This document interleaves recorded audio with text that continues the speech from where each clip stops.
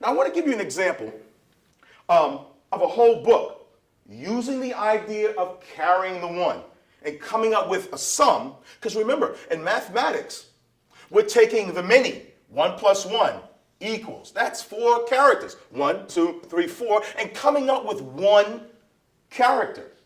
Mathematics seeks to limit, yet preserve meaning, yet preserve value. Language arts has a lot. Yet mathematically, we can reduce all this, a 300-page novel, down to one sentence. Let me give you a quick example of that. If you look at the movies on HBO, it says stockbroker runs into evil TV executive.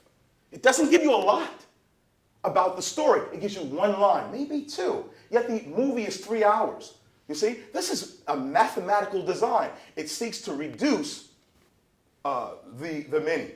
Now, let's give you an example of that. I'll back up for a second. I'll read a book called Rip Power, and I'll only read the first paragraph just to show you how this carry the one idea works in stories, in text, just like in mathematics. I'm just going to read the first paragraph.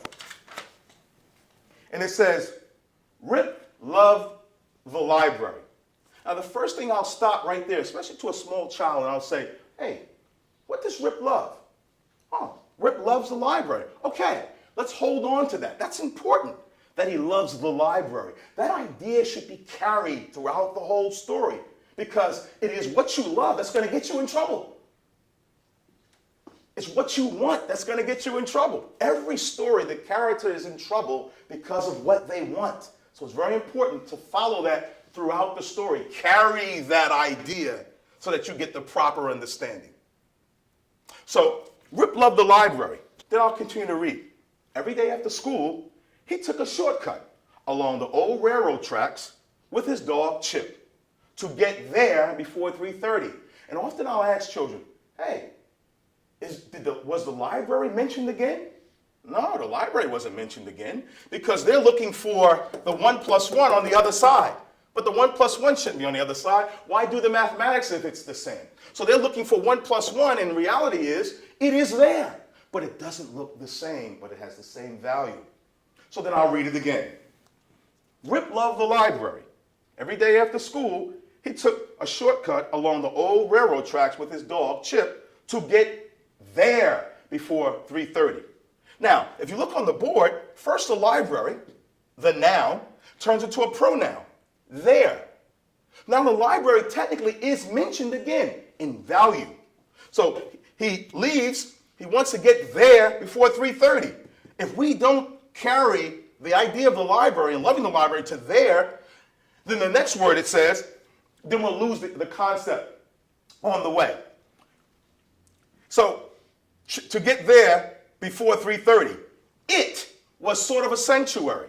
So now there turns into another pronoun. It turns into the pronoun it. But it is still the library. It didn't change, it changed only outwardly. But it still has the same value. It's still the library. Therefore, when it says it was sort of a sanctuary, now we can understand that sanctuary is the library. How do we know? Because we follow the library to there, to it, and now to sanctuary.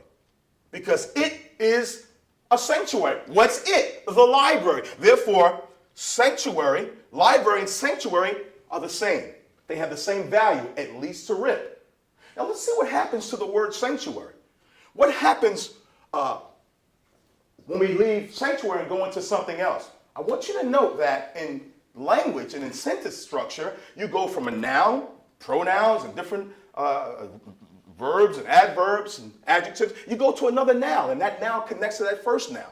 So we go from library, there, it, sanctuary, but then let's read further. It says, in the library, he did not have to worry. Of course, he would be Rip. But as simple as that is, sometimes we miss that. He didn't have to worry about anyone laughing as he struggled to read the most basic words, such as slug, clock, and plug. Right away, Rip is a struggling reader. That's what the children begin to learn. He's a struggling reader. So what does he need? He needs something, but we don't know it yet. But let's follow the word sanctuary. Nor did he have to worry. So right away, the child should capture the word worry. He did not have to worry. No worries. He did not have to worry about Top's butcher, a local bully, or his gang taking his lunch money or making fun of him. Inside the library, he practiced reading in peace and safety. So now we went from library, pronoun, to a new word. Now we know that a library can be a sanctuary, and now we know that a sanctuary is a place where there's no worries, a place that has peace and safety. And from that idea, we go to a sanctuary can be your living room. It could be the bathroom. It could be wherever. Normally we look at sanctuary in terms of church or a place like a religious place, but not to Rip. To Rip, the library is a peaceful place. The library is a sanctuary. It's a place where he doesn't have to worry. And this lines up mathematically when you read it correctly. When you carry all of the ideas, now you begin to understand the character. And when you begin to understand the character, you can begin to understand the story and understand the author's intentions.